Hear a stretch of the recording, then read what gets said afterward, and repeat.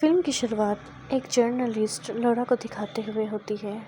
वो आर्टिकल लिखती है रियल स्टोरीज पर। उसका हर एक आर्टिकल फेमस जाता है, जिसकी वजह से उनके मैगजीन के भी सेल ज़्यादा रहते हैं। आज भी सभी उसको उसके नए आर्टिकल पे कॉन्ग्रेस्ट कर रहे थे। इसी दौरान उसे किसी बहुत बड़ी अमीर फैमिली की तरफ से 3 दिन यॉट का टिकट मिलता है और एक्साइटेड हो जाती है और फ़ौरन इसे एक्सेप्ट कर लेती है। बॉस ने भी फ़ौरन उसे लीव दे दी क्योंकि उसकी परफॉर्मेंस बहुत अच्छी थी। फ़ौरन ही यॉट पर पहुंचने पर बहुत बड़े लोग उसका वेलकम करते हैं। यहीं पर उसको बैन भी मिल जाता है, जिससे उसने हर ताल्लुक ख़त्म कर दिया था। वो ये नहीं चाहती थी कि उसका अच्छा सा ट्रिप बैन की वजह से स्पॉइल हो जाए। बैन उसके पास आता है और उसके चेहरे पर पढ़कर सब कुछ कहता है कि जो तुम सोच रही हो क्या मैं भी वही सोच रहा हूँ। दोनों का एक दूसरे से कोई ताल्लुक नहीं है, जो हुआ उसे भूल जाओ। हम दोनों दोबारा कोई ताल्लुक भी नहीं शुरू करेंगे। लौरा को यहाँ रहने के लिए एक 8 नंबर कैबिन दिया गया था और उसके बिल्कुल ही साथ कैबिन 10 अटैच था। कैबिन 10 में कोई बैठकर सिगरेट पी रहा था। रोड के मूव होने पर वो सिगरेट के बंद सड़क की तरफ आ जाते हैं, इसलिए वो उठाकर उन्हें डस्टबिन में गिरा देती है। ये सब लोग लाउंज में आ जाते हैं, दूसरे से अपना इंट्रोडक्शन करवाते हैं और यहीं पर लौरा को पता चलता है कि बैन यहाँ पर एज अ फोटोग्राफर आया है। सबको डिनर का टाइम बताया जाता है और सबको टाइम पे आने का बोला जाता है और अपने रूम में जाकर तैयार होने लगती है और फिर डिनर के लिए आती है। डिनर रिचर्ड नाम के एक अमीर आदमी ने रखा था। मेजर की सारी दौलत उसकी अपनी नहीं थी, बल्कि उसकी बीमार वाइफ एनर की थी। डिनर के दौरान वो लौरा को अपने पास ठीक बुला लेती है। वो लौरा से कहती है कि मैं तुम्हारी बहुत बड़ी फ़ैन हूँ। मैंने तुम्हारे सारे आर्टिकल पढ़े हैं और सभी मुझे बहुत पसंद हैं। मैंने भी कुछ लिखा है, क्या तुम इसे पढ़कर बता सकती हो मैंने कैसे लिखा है। वो लौरा को एक पेज पकड़ा देती है और लौरा उसे पढ़कर शौक रह जाती है। एन ने अपनी सारी प्रॉपर्टी ट्रस्ट के नाम कर दिया था। लौरा ने से पूछा कि आपने ऐसा क्यों किया। एन बताती है कि मुझे लास्ट स्टेज कैंसर है, कुछ दिनों बाद मैं मरने वाली हूँ और मरने से पहले किसी के काम आना चाहती हूँ। वो लौरा को समझाती है कि हम इस दुनिया में हाली हाथ आए हैं और हाली हाथ ही जाएंगे, इसमें कुछ रखने का फ़ायदा नहीं है। एन बताती है कि इस ट्रिप के एंड वाले दिन में मैं ये सारी बातें सबको बताने वाली हूँ। कहने के बाद एन उस विल को दोबारा लॉकर में रख चुकी थी। लॉकर की की उसने किताबों में छुपा दी थी और ये सब लौरा ने अपनी आंखों से देखा था। लौरा जब अपने रूम में वापस आ रही होती है तो उससे बैन टकरा जाता है। लोग बातें करते करते काफी क्लोज आ रहे होते हैं तो लौरा आपस में दूरी बना लेती है। फिर वो जाकर सो जाती है और आधी रात उसकी आंख किसी शोर की वजह से खुल जाती है। लौरा ये नोटिस करती है कि ये आवाज़ें कैबिन 10 में से आ रही हैं। कोई आदमी कैबिन 10 में से एक औरत पर चिल्ला रहा था। लौरा ये जाती है कि कैबिन 10 में क्या हो रहा है, तो वो देखती है तो वो शॉक हो जाती है। कैबिन 10 में एक आदमी ने एक औरत को पानी में धक्का दे दिया था। ये बात जाकर सभी क्रू को बताती है। क्रू के लोग सभी जाग जाते हैं और लौरा की बताई हुई लड़की की तलाश में लग जाते हैं, लेकिन आसपास पानी में उन्हें कोई भी नहीं मिलता। लौरा उन्हें यकीन दिलवाती है कि मैंने अपनी आंखों से उस लड़की को पानी में गिरते हुए देखा। ये सुनते हुए क्रू पहले सभी मेहमानों का डेटा चेक करने लगते हैं। पता तो चलता है कि जितने भी मेहमान यहाँ पर इनवाइट थे सारे ही क्रू मेंबर और मेहमान पूरे थे। इसलिए कैबिन क्रू को लगता है कि लौरा ने बुरा ख्वाब देखा है या तो उसे हेलुसिनेशन है। लौरा अभी भी श्योर थी कि कैबिन 10 में से कोई गिरा था। क्रू के लोग उसे बता रहे हैं कि कैबिन 10 तो कभी खुला ही नहीं। कहती है डिनर से जाने से पहले कोई मेरा पीछा कर रहा था। छुपने के लिए कैबिन 10 के अंदर गई थी। कैबिन 10 खुला हुआ था और मैंने वहाँ पर एक लड़की को शावर लेते हुए भी देखा था। आप लोगों को मुझ पर यकीन नहीं आ रहा ना, वहाँ पर किसी ने सिगरेट भी पी थी। पहले ही दिन सिगरेट के फिल्टर्स आकर मेरे रूम में गिरे थे और वो जब अपनी डस्टबिन चेक करती है तो फिल्टर उसमें नहीं थे। ये बात जाहिर थी कि कोई सब कुछ छुपा रहा था। सारे उसे झूठा समझ लेते हैं और यहाँ से चले जाते हैं। लौरा समझती है यहाँ सब कुछ गलत हो रहा है। सुबह होते ही लौरा यहाँ के मालिक रिचर्ड को ये सारी बातें बताती है।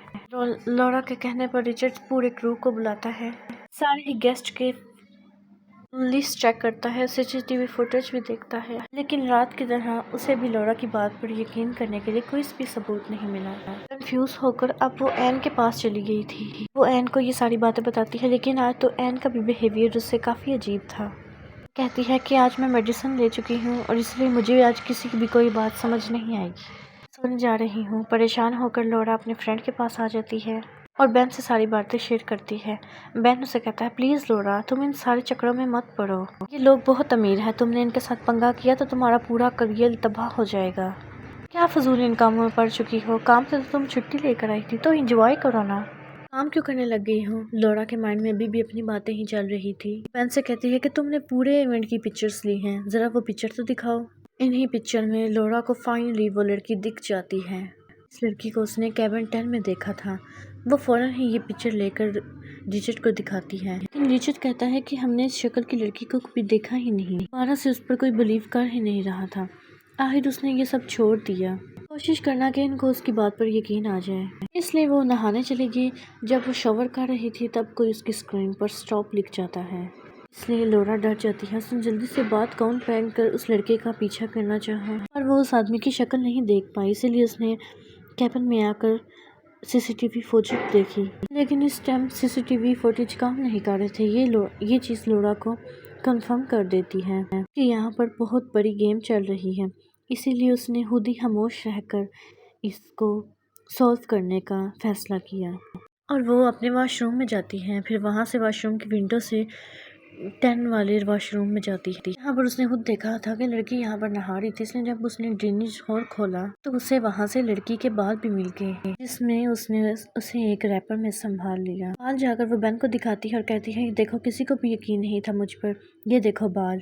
पता ना कि केबिन 10 में कोई लड़की है जिसे किसी ने मार दिया है। और अब मैं ये बात पता करके रहूंगी कि आखिर वो कौन थी जिसे मार दिया गया। और उसे रूम में जाकर उसने अपने बालों को छुपा दिया। देर बाद यहाँ पर एक बहुत बड़ी सोशल मीडिया इन्फ्लुएंसर बुलाकर कहती है कि तुम ये जो सब कुछ कर रही हो इसे मत करो। क्या प्रूफ करना चाहती है? अगर कोई कुछ मिल भी गया तो इन लोगों को उससे कुछ भी नहीं होगा, उल्टा ये तुम्हारा ही करियर तबाह कर देंगे। सारा उसकी बात सुनती है और इग्नोर कर देती है। केबिन क्रू के पास आती है। बेन के कैमरा से जो उस लड़की ने पिक्चर ली थी क्रू को दिखाती है। क्रू के लोग कहते हैं कि उन्होंने इस लड़की को कभी भी बिल्कुल भी नहीं देखा। क्रू से पूछते हैं कि इस यॉट में किसी लड़की को लेकर आना हो किसी से छुपा कर, क्या ये काम मुश्किल है? कहता है मुश्किल है, सारी सिक्योरिटी चेकिंग पास करनी होती है। अगली दफा हम सुबह लौरा को देखते हैं जो समुद्र के नज़ारे को एंजॉय कर ही रही थी कि तभी उसको पीछे से आकर किसी ने धक्का दे दिया। किस्मत अच्छी थी उसकी, क्योंकि वो समुद्र के बजाय यॉट के ही स्विमिंग पूल में गिरी थी। भी था उसको मारने का इरादा था, जानबूझकर उसने स्विमिंग पूल का गेट भी बंद कर दिया। लौरा उस गेट को खोलने के लिए जोर जोर से बजाने लगी। गेट कोई नहीं था खुल रहा। इधर मीटिंग टैंक की तरफ से स्विमिंग पूल नजर आ रहा था। मीटिंग टैंक के अंदर लौरा को एक औरत नोटिस कर लेती है, जल्दी से स्विमिंग पूल खुलवा कर उसकी जान बचा लेती है। और उसे जब होश आता था उसके पास बेन था, डॉक्टर था और रिचर्ड भी था के डॉक्टर थे। रिचर्ड और एन के डॉक्टर उसे कहते हैं तुम्हारा सिर्फ दिमाग खराब हो गया है, काफी काम किया है पिछले दिनों जिसका असर तुम्हारे दिमाग पर अभी बहुत ज्यादा है। मुझे लगता है तुम्हें रेस्ट करना चाहिए, इन फजूल पंगों में मत पड़ो। तुम जब से यहाँ आई हो हमने भी वेकेशन एंजॉय नहीं की। कभी सीसीटीवी कैमरा चेक कर दिया होता है, कभी रात में हमें डिस्टर्ब कर दिया होता है।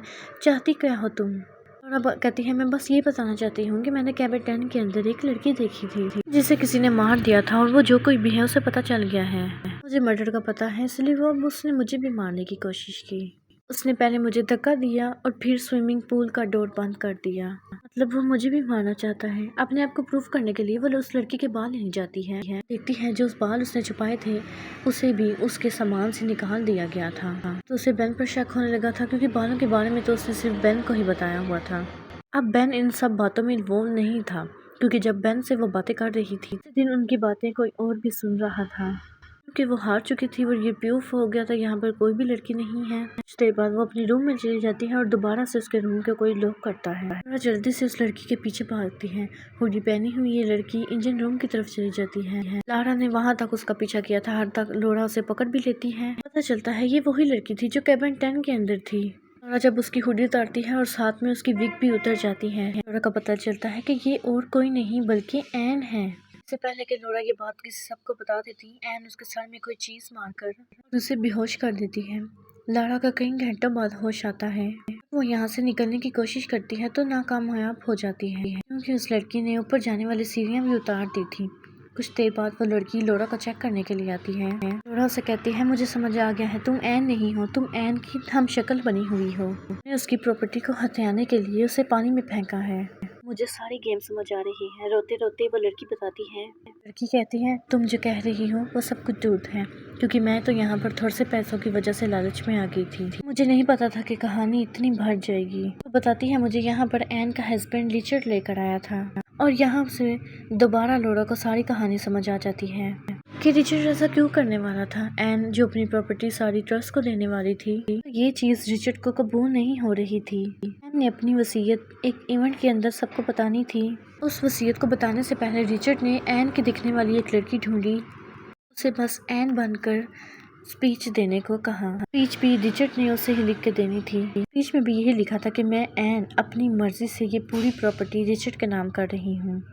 उसे रुकते हुए कहती है कि बात करने के लिए, लेकिन ये लड़की तभी कैप पहनकर पार्टी में चली जाती है। एन भी लोरा के लिए काफ़ी ज़्यादा परेशान हो रहा था क्योंकि कल शाम से वो भी नज़र नहीं आई थी। वो जब अपने रूम से उसके रूम में चेक करने के लिए जाता है तो अंदर से डॉक्टर मेहता निकलते हैं। कहते हैं कि लोरा की तबीयत काफ़ी ख़राब है, मैंने उसे इंजेक्शन देकर सुलाया है, तुम अभी उससे नहीं मिल सकते। दरअसल वो जानते थे कि लोरा रूम में नहीं है, इसीलिए वो बहाने से रिचर्ड को, क्योंकि वो भी रिचर्ड के साथ मिले हुए थे। रिचर्ड डॉक्टर से कहता है कि जैसे ही वो लड़की मिले उसे जहर का इंजेक्शन देकर मार देना। लड़की जो एन बनी हुई थी इसी लॉकर के वॉशरूम में थी। सारा प्लान इनका सुन चुकी थी। वो समझ गई थी कि ये दोनों लोरा को मार देंगे, इसीलिए ही आधी रात को वो सभी के सोते हुए भी वो लोरा के पास जाती है। लोरा से कहती है फिक्र मत करो, मैं तो किसी तरह बच जाऊंगी। असल खतरा तो तुम्हें है, जैसे ही तुम उनका बहुत बड़ा काम कर दोगी और तुम्हारी राजदार बन जाओगी। ऐसे लोग अपने राजदारों को छोड़ते नहीं हैं बल्कि मार देते हैं। वैसे भी तुम उसकी वाइफ एन की मर्डर लिस्टर हो। ये बातें सुनकर वो लड़की रोने लग जाती है, पर एन से कहती है तुम फिक्र मत करो, मैं तुम्हें बचा लूंगी, सजा असल मुजरिमों को ही मिलेगी। लोरा इस लड़की की मदद से यहाँ से बाहर निकल जाती है और सबसे पहले एन के रूम में जाकर उसकी बुकों से चाबी निकालती है और उसका पर्सनल डोर खोलते हुए ही उसके निकाल कर चुरा लेती है। इससे पहले कि वो यहाँ से भाग जाती, डॉक्टर मेहता और रिचर्ड उसके पीछे पड़ जाते हैं। उसे मारने के लिए डॉक्टर मेहता के हाथ में इस टाइम इंजेक्शन था। के कॉरिडोर में लोरा का पीछा कर रहे थे, लेकिन तभी दूसरी तरफ से यहाँ पर बेन भी आ जाता है। लोरा की जान बचाने के लिए डॉक्टर मेहता को पकड़ लेता है। डॉक्टर मेहता के हाथ में मौजूद इंजेक्शन बेन को लग जाता है।